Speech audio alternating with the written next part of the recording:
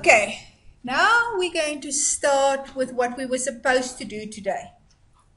We're going to do with the literature review.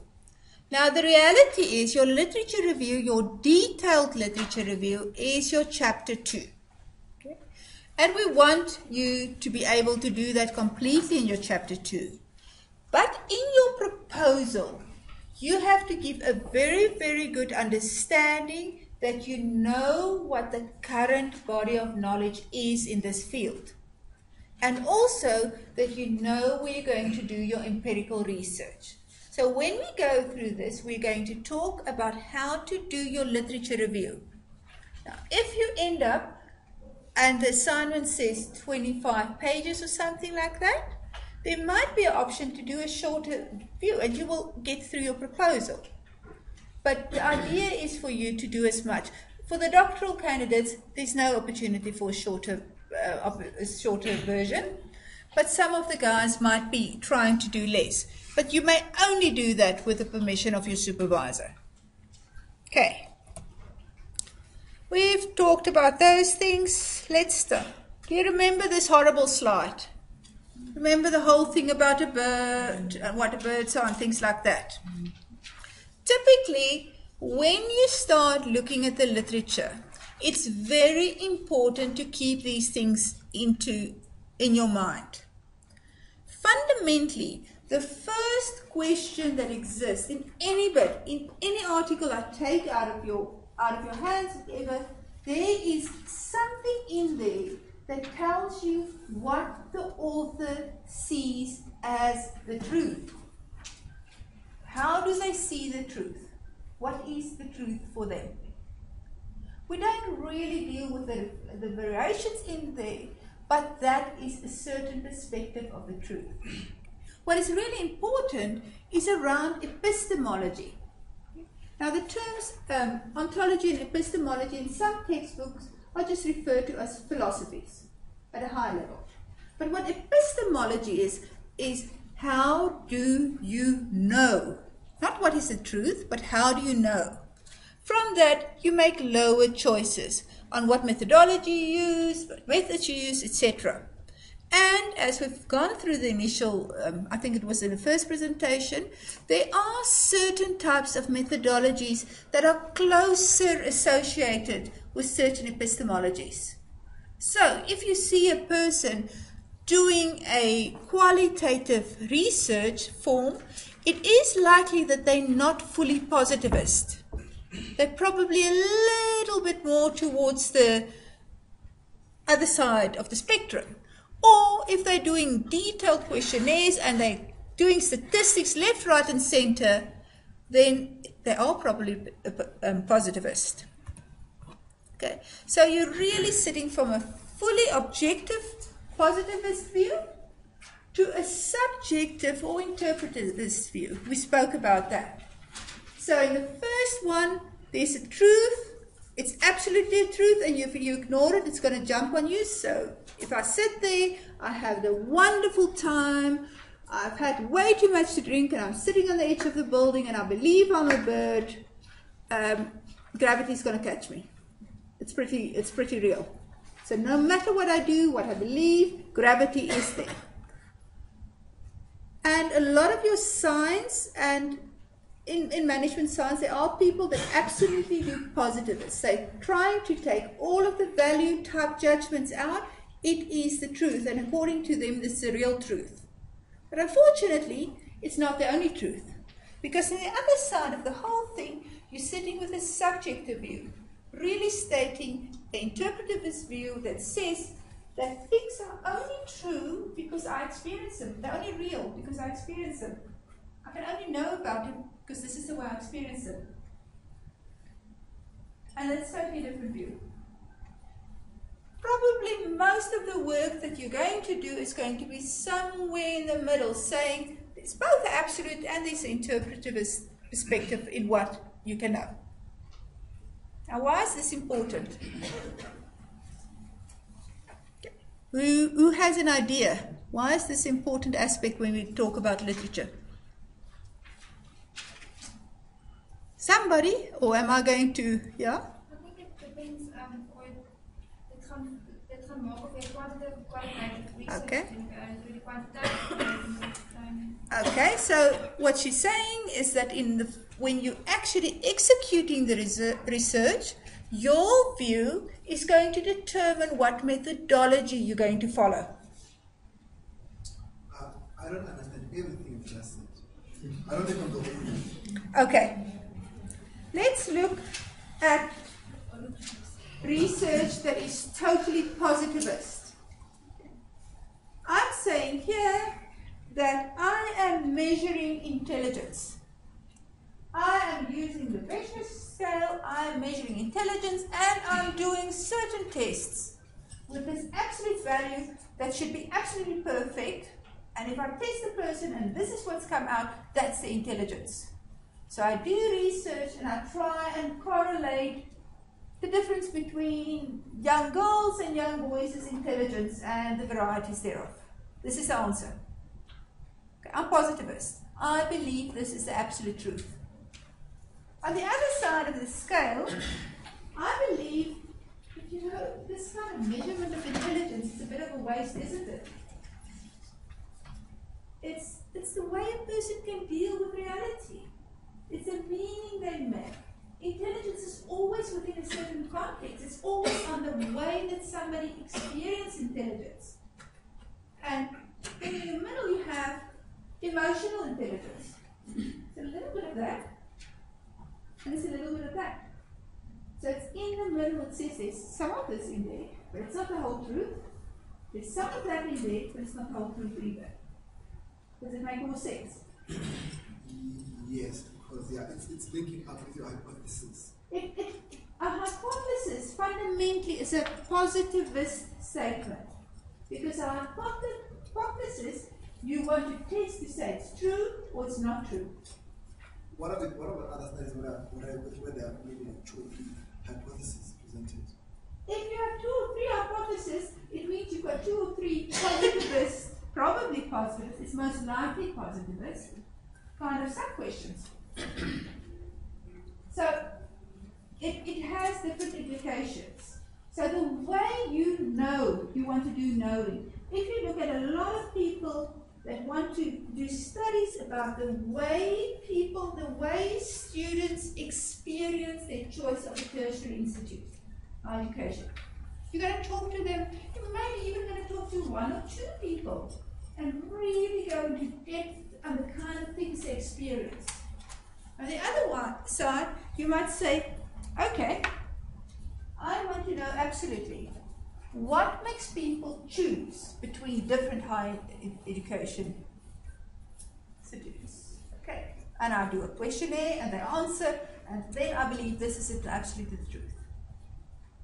The thing that it does in literature is when you get an article about things that make students choose their tertiary education, a higher education institute, you have to know which side the person that wrote it believes it's the way that you know about it.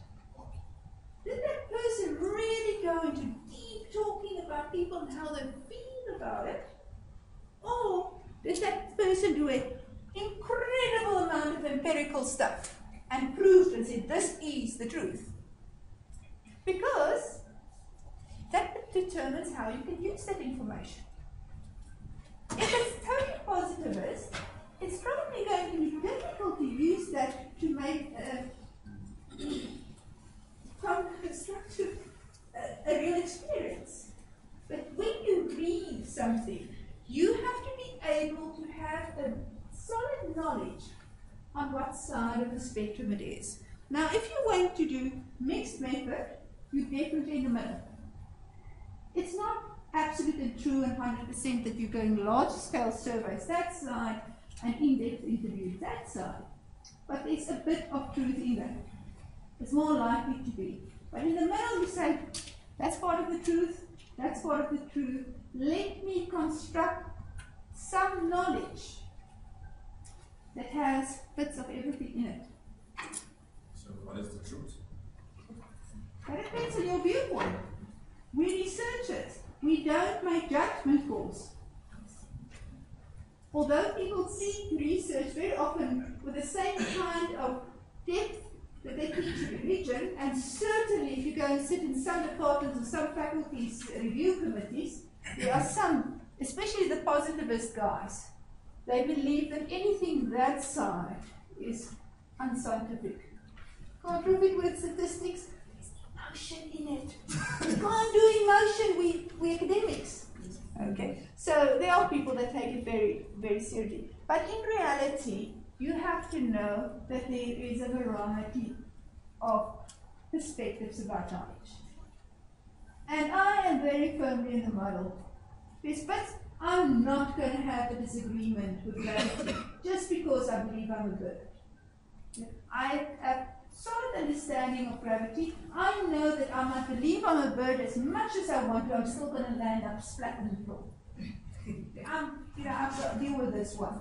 On the other side, you know what? If I believe that in my mind I'm a bird, I've sat through many meetings, drifting away.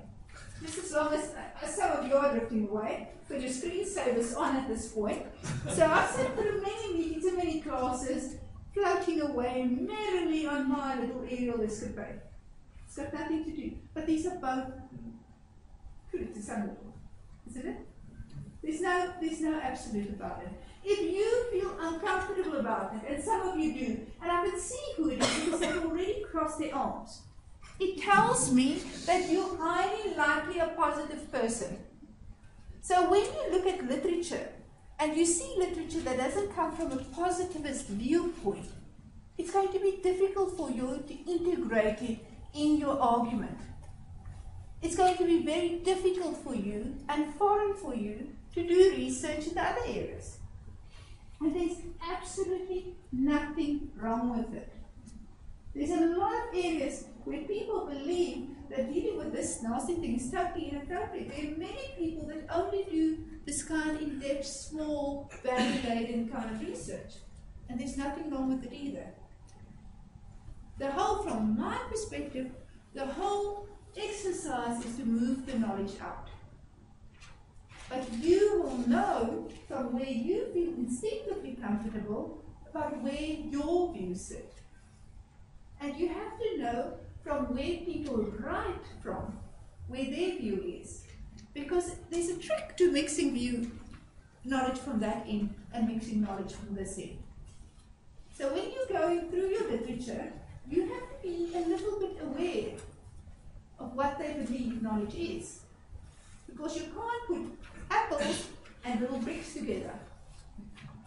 Because that's a little brick and that's an apple tree. You've got to be able to put it together. In the middle you can say, I want to make a garden. I have to have some trees and I have to have some solid sculpture. This is what I'm putting together. But if you believe in bricks, make sure that the articles and the references you use come from the brick wall. And if you behave predominantly from trees, then believe and make sure that the articles and references you use come from wild forests. Don't mix them unless you are aware what you're mixing and you know what that means. That's the only reason why this is so important. It determines... Right, and who's wrong? There's no wrong. There's no right and wrong. There's no right and wrong. Just as I've asked people, what is your problem? There's no perfect one. If you feel solidly that there's a right and wrong, it means that you either sit on that side or on this side. There's a lovely, and it's not 50 shades of grey, it's probably about a few thousands of them in the middle. Okay? There's a black, there's a white, and many shades of grey in the middle. Oh, but these aren't so good. 50 is so limited. I mean, really. Okay, so let's carry on. Are you comfortable with this? Yes. Yeah. You're more comfortable. Now, what about critical realism? Critical realism is one specific epistemology. There's many in the middle. This is just one snapshot. The critical realists say, let's be real and let's be critical about it. This exists, so there's absolute facts, but it can't happen if it's not in a social context. So we're somewhere in the middle, there's a bit of that, and we've got to mix it together. So I tend to be pretty much in the middle area. But then it depends what you, and there's nothing wrong, there's nothing right, as long as you know where you sit and you know the way you want to go and where you can take knowledge from the body of knowledge from. Because you need to build your knowledge, your body of knowledge. You need to build from something that thinks about knowledge in the same way that you do. Simple as that. So all of these articles that you've read, are they thinking in the same kind of paradigm that you are thinking in? Or are they different? So think about that again. Okay, that's a positivist, critical realism, it's the same kind of thing. Now theory. Typically, theory is set in one kind of paradigm. Okay? And it's philosophy or paradigm or whatever you want to say. But there are layers in it. Now let's talk about competence. How many of you are working on skills and competence? There's the two of you? More of you? Okay. It's quite a popular area. Now who of you know the difference between behaviorist psychology and on the other side, cognitive psychology?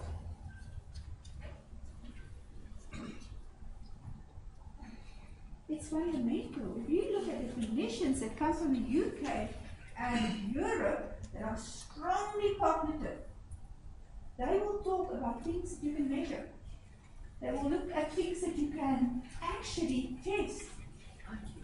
IQ and things, you know, how can they do that? If you're looking from a behaviorist point of view, then you're looking at what can you do?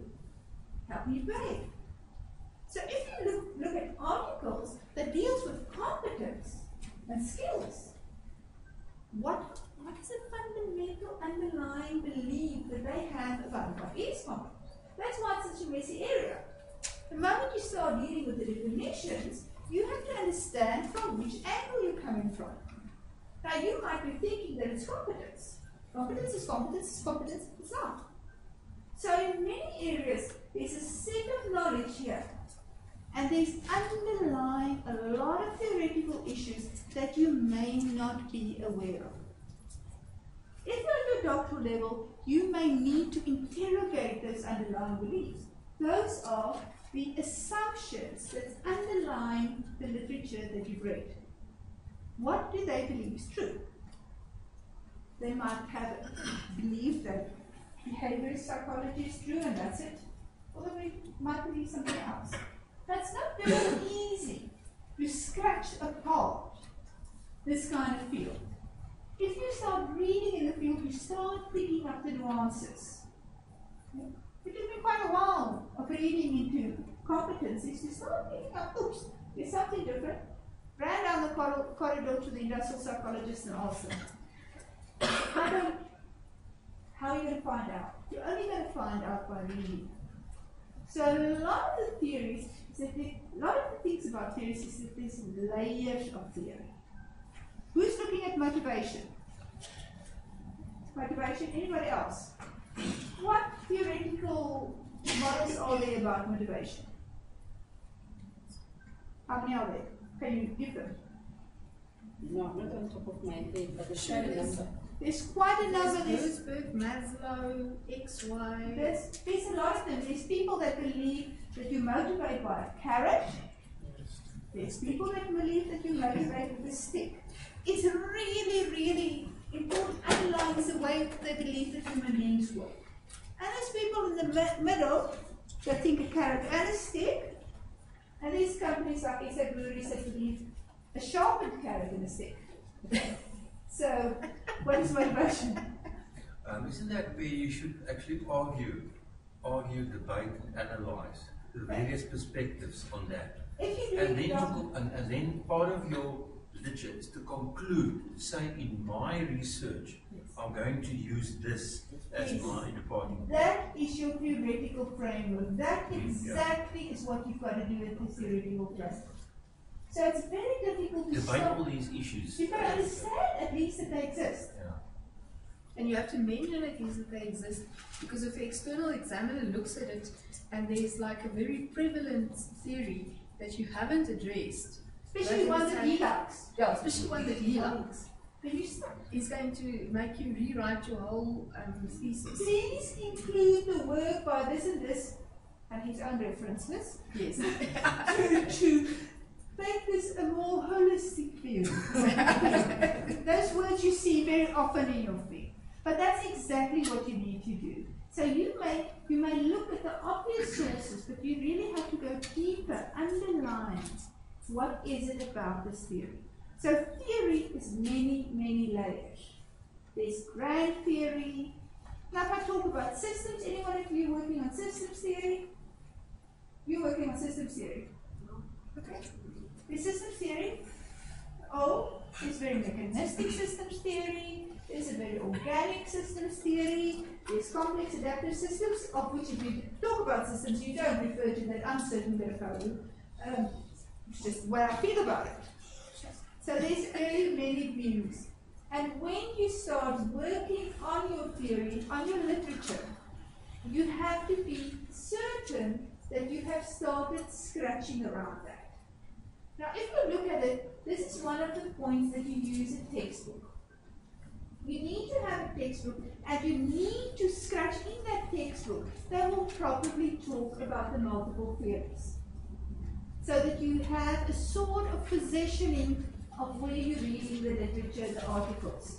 The articles is your primary source, but you need to position it in a whole context, in a whole field of knowledge. So if you've read the books, the textbooks in your field, then you know more or less about who's playing and what's the zoom around here. One textbook is probably not enough. You may want to use multiple ones, and you want to use the ones with the latest reviews, with the latest that's been recently been upgraded. It's no good to use something that got finished writing in 2000. Things have changed, things have moved on. Or maybe it's a field that, things don't change. If you want to talk about civil engineering, you can use something that's 30 years old. It's probably not much different from what it was then. So that is what we talk about, the layers of theory. Now, if you start looking at, that's your theoretical framework. What theories are you playing? Your literature framework is something different. The literature talks to what the theory is, but the literature framework is where have you look for literature. And in a certain area, there might be many theories playing. So I talk about competencies of, you're talking about labor relations. I've been looking at this literature, but underlying this literature is this massive areas in theory about competencies.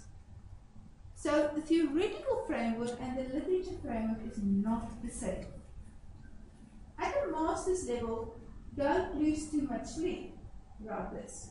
You can you better read your textbook, but if you're playing at a doctoral level, you have to engage with these. You've got to understand what's playing in your area. Your supervisor can typically guide you, but many supervisors, as in many academics, as I've just displayed with my attitude about systems, are very strongly aligned to certain fields, and about if you think what's true and what's not true, that's true. That other field is just so mechanistic, so limiting. It's just not up to speed. So I'm not going to guide you in any other direction, since that I can't really say who's your external going to be. The university chooses your external. There's some recommendations, but university chooses it. And the university doesn't really care from what theoretical angle they're coming, what's their school of thought, is on this topic. So your supervisor might think you're the coolest thing around, and you get examined by somebody that has totally different viewpoints, and you've got a problem. So you have to look at it. Your supervisor has to guide you. So this is, if you're looking at performance management for SMMEs, any one of you working on that, this is the kind of areas that you will start looking at. But this, please, is a theoretical framework. So I'm looking at theories around performance management. It can also be a literature framework. I'm looking at literature, but yeah, I've actually started plotting something to say what theories exist around performance management. We've discussed it. There's more than one. What theories exist around the maturity of organizations? Because at different maturity levels, there's different things that you do for performance management. And typically, SMMEs tend to be among the younger type organizations. What kind of theories is there about culture? There's one theories about culture. And then, what is there about change management? So if you start thinking about where you should understand it, you've got to start understanding what's the constructs underneath. This is not linked to your literature review yet. It's just the awareness that you have to be. This also drives where you read. So if you have found at this point and you start looking that something has been left out, you need to read in that area. And that's the bit where you halfway finish with your empirical work on your doctorate and somebody says, what about this theory? What about that theory? You need to be able to integrate it. Okay. We've spoken about finding literature. There's some of you, I've seen one example where somebody had 3 sources of literature. Where's the evil person? Okay? Hide under your seat. Hide under your seat.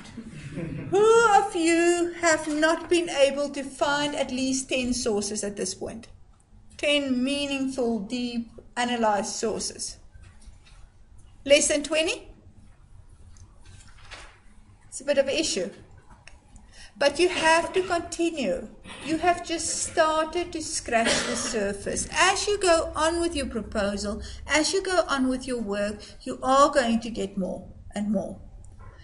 So what we're trying to deal with, and we've discussed it, is around legitimacy of sources. One of the things, and I think one of the key things that Professor Barry is now working with her students, if you find an old article, maybe not a seminal article, but it's really a good one. It really talks to what you want to say. But it's old. You put it into Google Scholar, and you find out who refers to this article.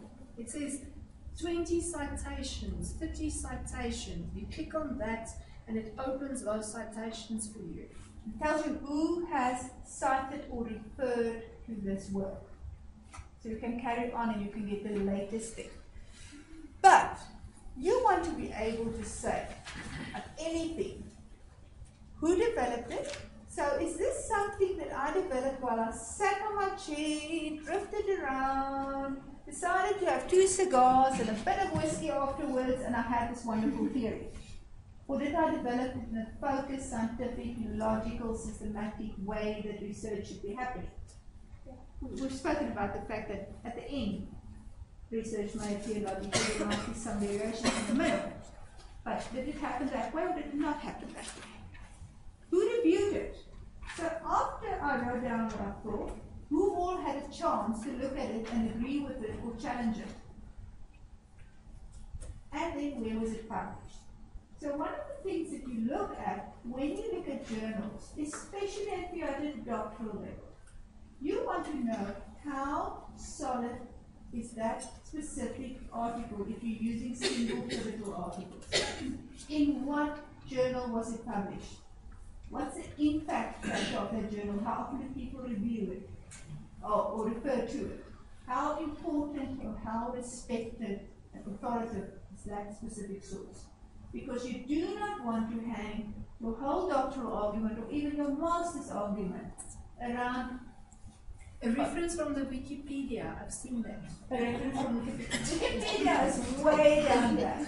We pretend we don't read Wikipedia. It's nonsense. We all use Wikipedia. It's a good start.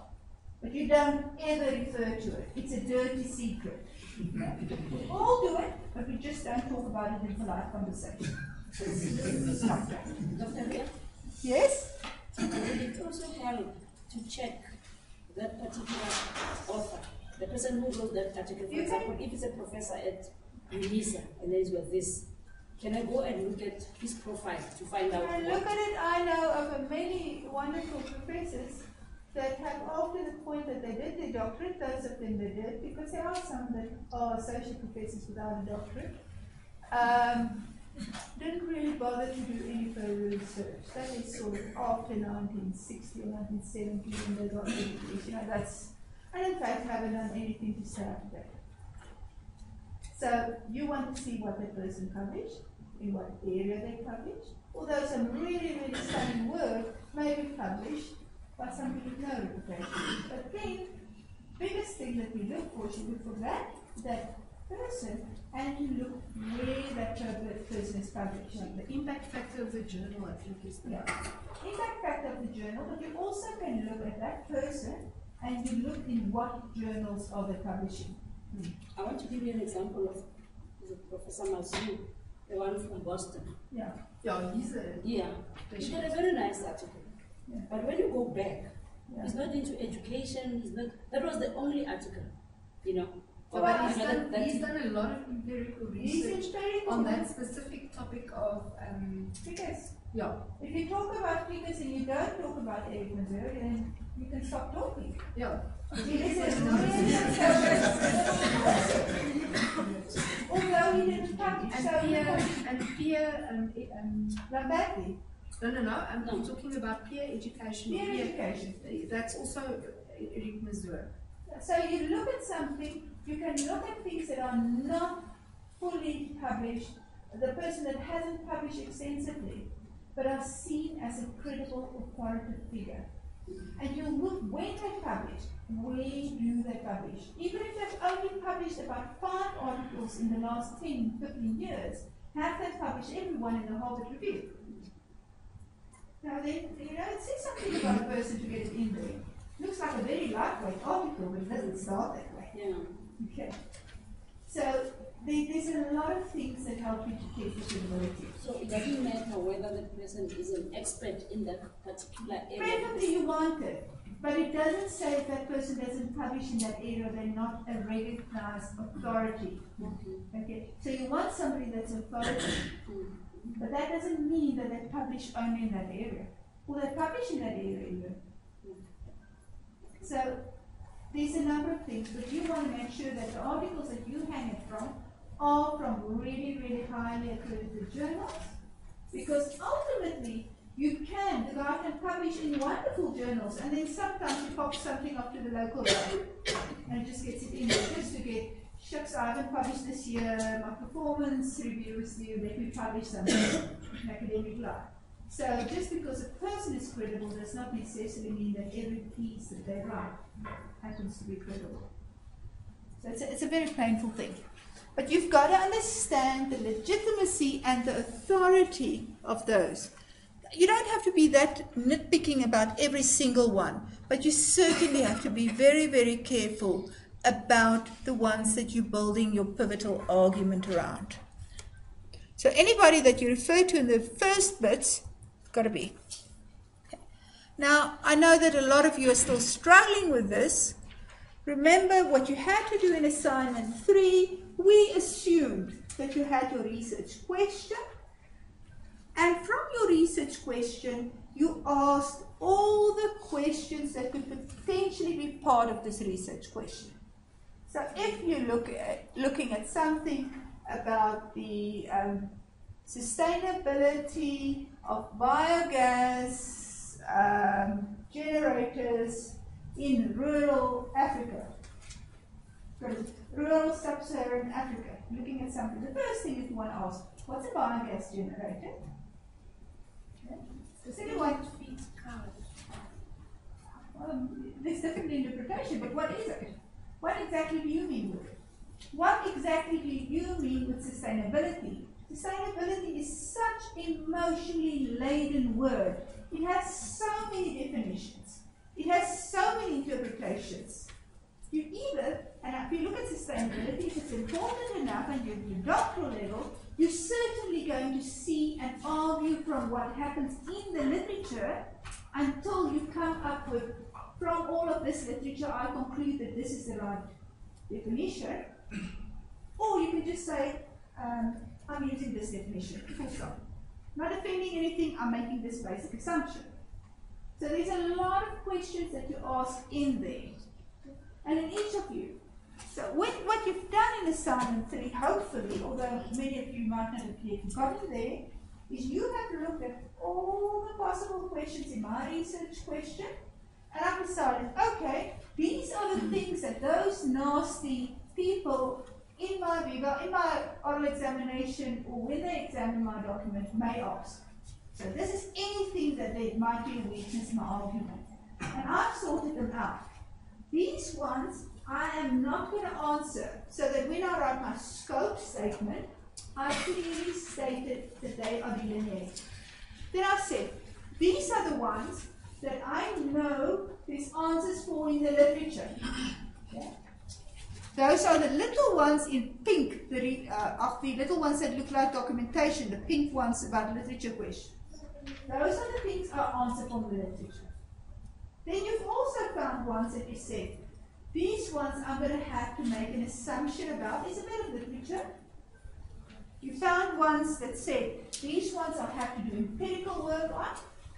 And you found ones that said, unfortunately, this is going to be a limitation in my research. I won't be able to answer this. Have you gotten there? Some of you are on the way there. But typically, what you want to be doing at the end is you want to be building some kind of argument like this. You want to be able to say, I am building together an argument in my work that clearly shows a conclusion that I can substantiate.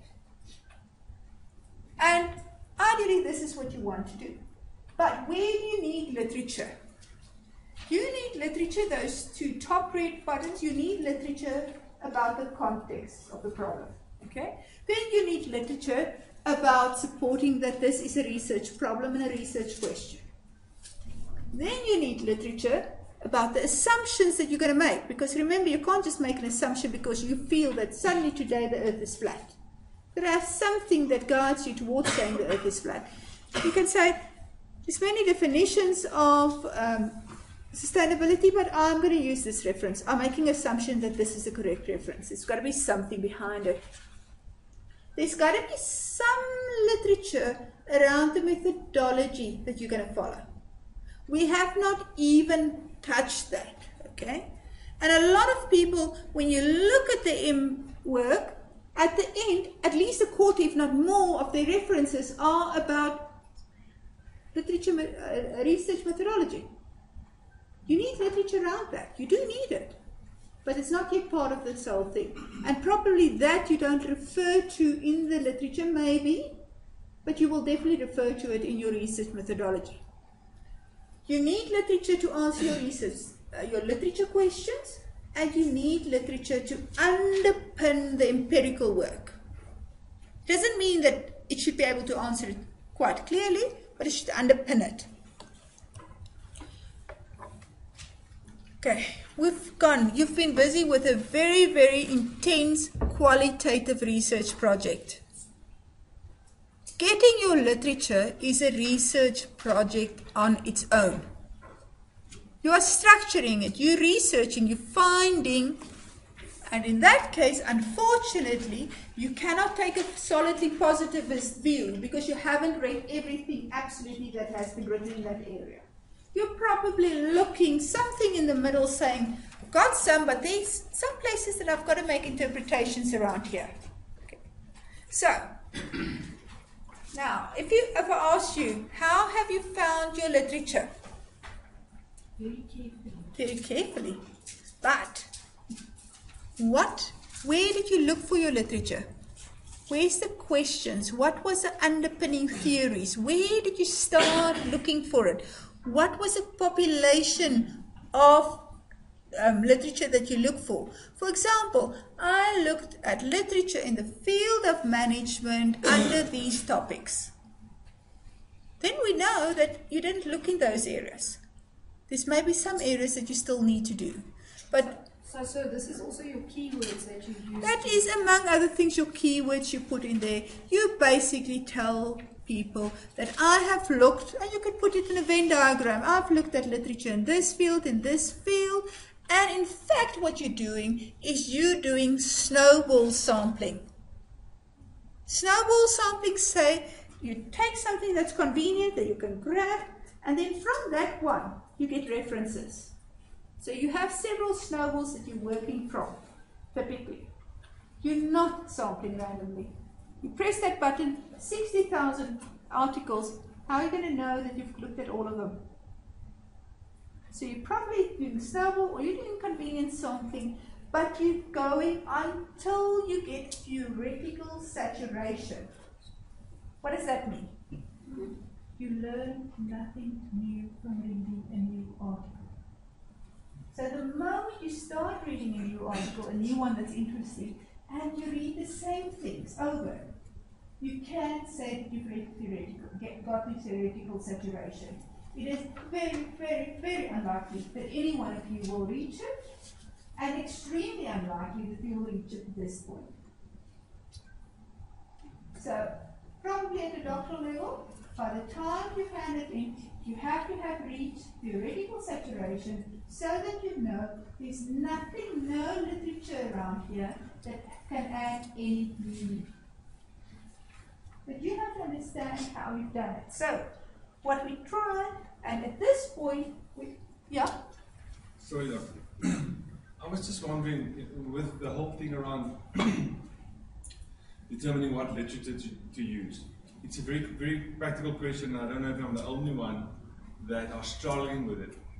But if I'm in front of my computer and I've already gathered a whole bunch of different articles on my computer, now I'm starting to read this. To tell you the truth, I've got 3 files this thick that I've printed out. Then I realized, no, it's not going to work in files, not the paper, leave that, just work on your computer. And then I realized, no, but I can't take notes on.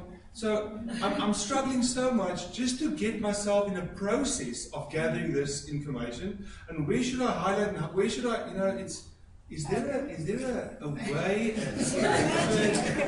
A lot, you see, one of the big things, one of the truly big things is, in all your research methodology books, they tell you how to find literature.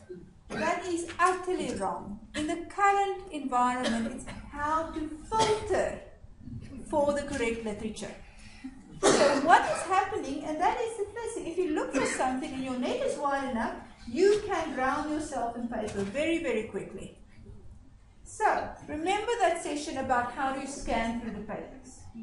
The first thing is you work through them pretty quickly, and you can't scan and do deep reading at the same time. Because if your mind is set on scan, it scans. You've got to reset it to read deeply.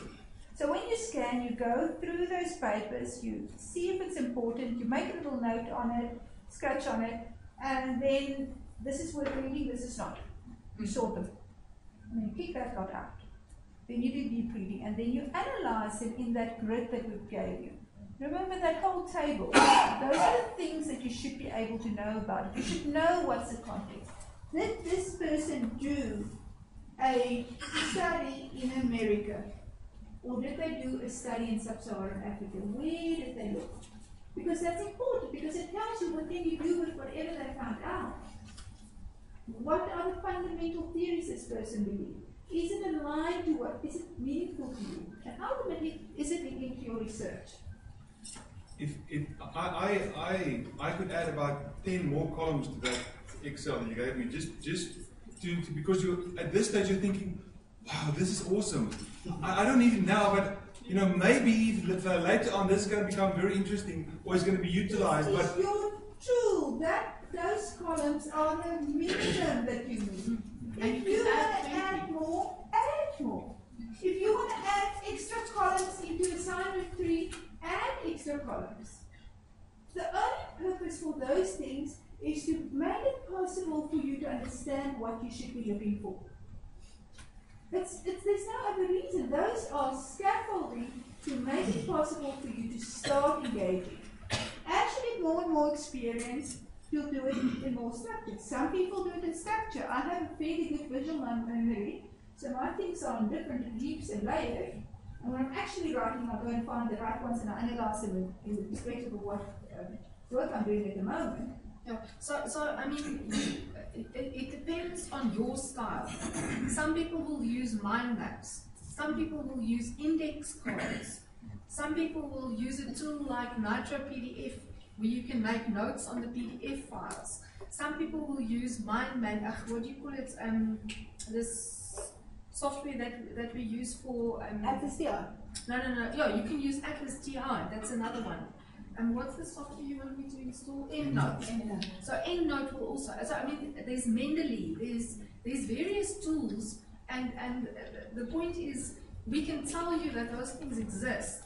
But at the end of the day, you have to choose something that works for your way of thinking and your style. The challenge has just been with the time, everything, and getting the things done. You know, you need to discover your style and explore what resources are available. And you know, but we're getting there. Yeah. But it's a lot of exploring before you get to what actually needs to be done. Yeah. So maybe what I should do on the wiki is I should actually put the thing there that says these are the various tools you can use for literature, but then you guys must help me, because if you find something that's helpful, you must let me know so I can put it there. And at the end of the day, it's about your style. The other reality is sometimes it's easier to use something convenient than try and find something perfect.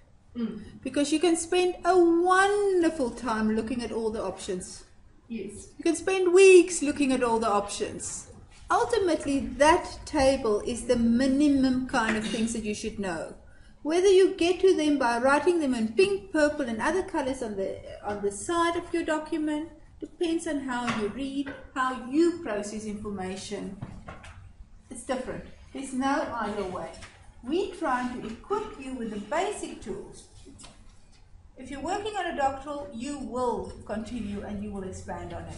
At a master's, you may expand to some degree, but if you want to continue with your doctorate, it's better to find out in your master's how to do it. For those of you that are going through this process in your master's, it should be easier for you to get into your doctorate. Yeah? I've got a problem. I have seen the assignment two, there's got two formats. The one The document and the Excel spreadsheet. I have seen it's more like repeating. In assignment 4. No, assignment 2. Assignment 2. Excel. Yeah. I've seen it's more like Because there's the Excel spreadsheet that has the columns, and then there's the Word document that basically is a repetition of the columns. It's not necessarily, the Word document is saying every document you should look at this. It just tells you what you do, but there is a summary document, a Word document, the part 1, is a summary where you must say, okay, where have I looked for the literature, who's the authors I've found. It's just a summary, overview of what you're finding at this point.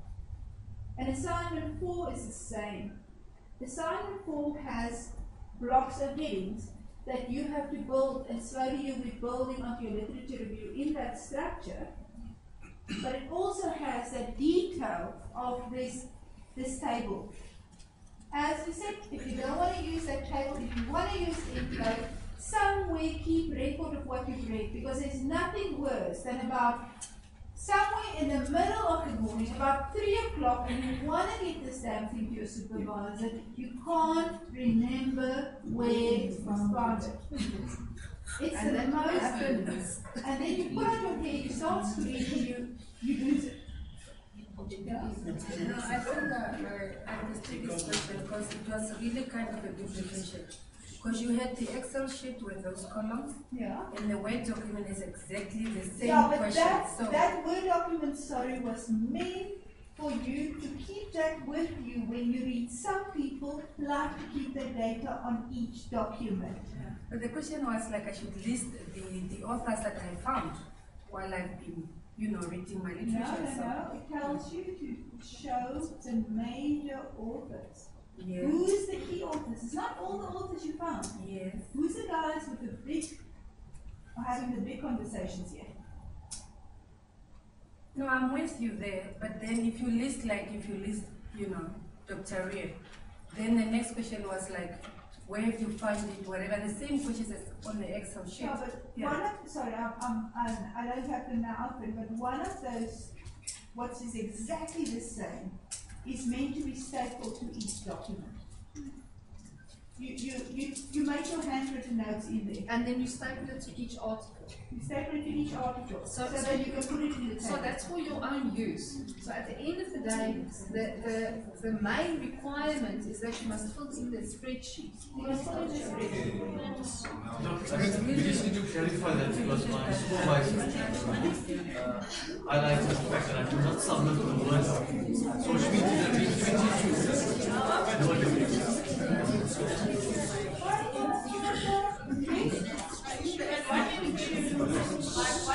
you do the Word document one way, you can do it step by step, you with the first order and do all the things that are needed in there, and then when you finish with that, you do like all the 20 articles that you drew in that structure, but using the Word document and your bullet. That's fine. You can use, in fact, we try to make you do it in the table because it's got it being captured. But if you want to put mind maps together, that's fine. But for the purpose of this course, we try you to get you to do structure. So having it in Word documents is okay, but you can start putting copy-paste that into the tables. It's a straight copy-paste exercise. It's not Excel. You do the Excel or whatever you want to use. I just think it's important that they have one version. Yeah. Excel and Word is one So I mean, on my students, the one maybe has done both. And so the other two students have maybe done the Excel spreadsheet. It depends exactly what you feel the most comfortable. Okay guys, can we have a single conversation? It depends what you feel the most comfortable with. Some people feel comfortable about doing it in a table, one document at a time. Some people feel comfortable in having it in a table format. Basically, if you want to have separate documents, just make sure that you have all of those separate documents, that you don't lose one of them along the way. You have to analyze each article like that, and it makes it easier if you put it in an Excel spreadsheet, or if you put it into a database, and all of these things are versions of that. We try to get you to read it. So if you want to use any note of any of those, you probably still need that Word document to guide you what to look at. And if there's more you want to look at, feel free. Nobody says this is only, we're trying to get the basic skills into you around how to think about it. Most of this course is about how to think about it, not anything else. Okay. Next thing is how you're going to analyze it. How far are we now with time? 7 minutes. Oops, guys, we're going to go through it. Okay? Practical things. This is really practical. I'm not going to go too long. Your literature review is really not the following things. It's not a list of what you've read. A lot of people put together a literature review and it goes like, this guy said that, then this guy said that, and then this guy said that, and somebody else said that, and at the same time somebody else said the other thing. It's not. That's not a literature review.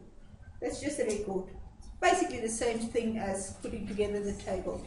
It's not. It's a basis of your research. It's fundamental key. And if you're not going to do the deep 20-page, 25-page part that's really part of a proposal, if you're going to go for the shorter 12-page version, you are still going to have to do it.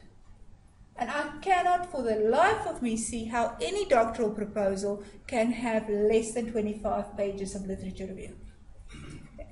And at master's level, I'll also be worried about that.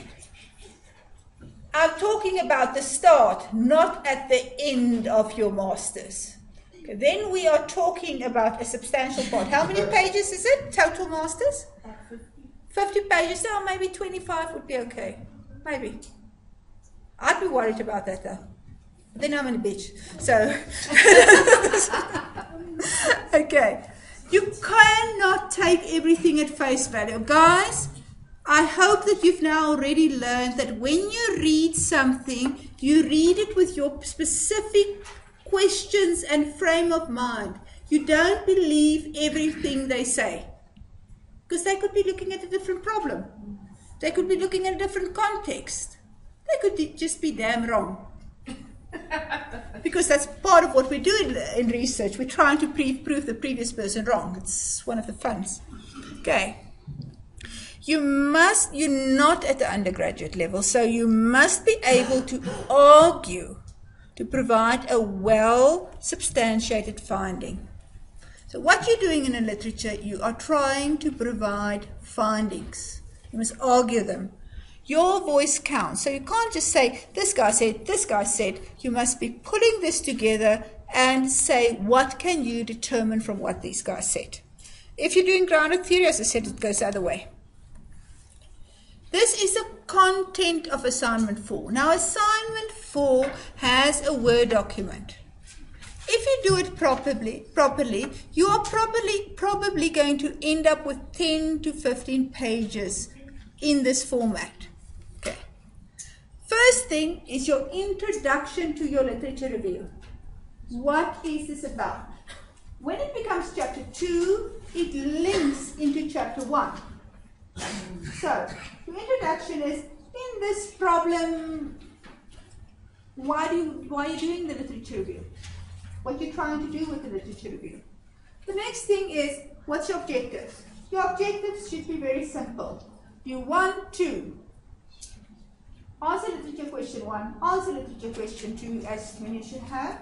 So here in this specific section, can you say, I would like to accomplish this or not as well? You can say it in the assignment, but when you write it, it's very, the protocol about writing about literatures, we don't do emotions, we have clinics. So, this author said that, and you have to be very, very neutral. You cannot go around and make things like, this guy was absolutely wrong. Or despite the fact that this guy claims it, unless you have a strong argument. But how do you then say, I would like to accomplish this by doing the search that you say? So, the purpose of this literature review is to provide the following. It's neutral. But you want to answer your literature questions, provide the background for your assumptions, and provide the background for your literature questions. Those are your objectives. If you've done assignment 3, this should be straightforward. This is your objectives. What's your literature framework or your theoretical framework? Where are you looking at it? You can put a diagram, whatever you want to. How have you gone about doing your research, your literature research of this? What methods? This is very important. When you're doing your own research design, you want to know what people do in this field. At a master's level, you want to use preferably one of those methods somebody else has done. It's a tested one, we can do this. At a doctoral level, you have to make some contribution on the methodology as well, so you may want to adapt something. You can't just follow a methodology approach exactly. Are you tired? Yes. Yeah. I'm telling you, it was like a Monday today, but it's fine, I'm cool. I was just looking at that. Okay. So you need to know what research methodology. Now this should be very easy. You pull out your Excel spreadsheet and you look what you've written down. This is the kind that's being used. You want to give the background literature to the problem, which you've already done. And then is where the details start. And I want to explain exactly what that. So, one heading, there is one blocking, but you copy those blockings. Assumption 1. This is the literature, therefore I'm having this assumption. This is the literature, therefore this is the definition I'm going to use. One per assumption. Then you go through one. If we look at this literature question, then you're starting to bring together all the literature to, at the end, provide a finding. This is the answer to this literature question. Okay? When you go into your discussion in chapter 4, you don't want to bring in new literature. You're putting this together. So as a heading, you put headings. Assumption 1, assumption 2, assumption 3. Literature question 1, literature question 2, literature question 3. And then you want to look at the background that's involved in every empirical. If you put it together like this, it's a logical framework. It gives you the headings of what you want to do. And it forces you to integrate the literature. You don't want to have this one said, this one said. You want to say about this question. This one said this one, but if you look at what this one say and put it together to come with your answer. You have to come up with the answer. And then you've got to provide a conclusion. This is the framework for your literature review chapter, but we're going to make you do it in blocks first so that we can look at it. These are the kind of things we look for. You know exactly what the literature review is. If you start looking here, what is important very early at the doctoral level, you have to clearly state that part of the history of this area and what the gap is. And it's all of those things we're looking to. So don't put those as headings. That's what we look for. Okay. If you look at from assignment 2 to assignment 4 to literature review. From assignment 2, you have an idea and you've got the basic stuff, but now you must read deeper. Most of you have started reading much deeper than you did for assignment 2, haven't you? Okay. Your conclusions from assignment 3, meaning this is the outcomes, leads you into assignment 4. Assignment 4 is the basis of your literature review. So you're probably going to have about 10 to 15 pages at least, and that you will then expand to whatever length is necessary in your final document. Okay? Ideally, you want most of your literature done, not before your proposal, but you're allowed to do it a little bit later, but you've got to know what you're going for. And if you know what the structure is, if you know what you're trying to achieve, it's just that much easier to integrate information. Okay? Your literature review must be linked to chapter 1. Remember chapter 2, that introduction is your magic link from what the end was in chapter 1. It should touch hands and there should be a golden thread. And from your literature review, chapter 3 or your empirical design should be clear. Because you've said, this is the background to this empirical question, this is how people look at it, and this is what I want to find out. This is the background, and this is what I want to find out. These are the questions, whatever. It should be a very, very clear area. Okay, I know that this doesn't feel. Practical arrangement. Assignment 4 does not have to be in by next Friday or by next Thursday because we're having this review loop. We're going to give some extension. That doesn't mean you shouldn't be talking deeply to your supervisor about assignment 4. Okay? Anything else? You will get serious communications about that. We're trying to find out how deep the trouble is.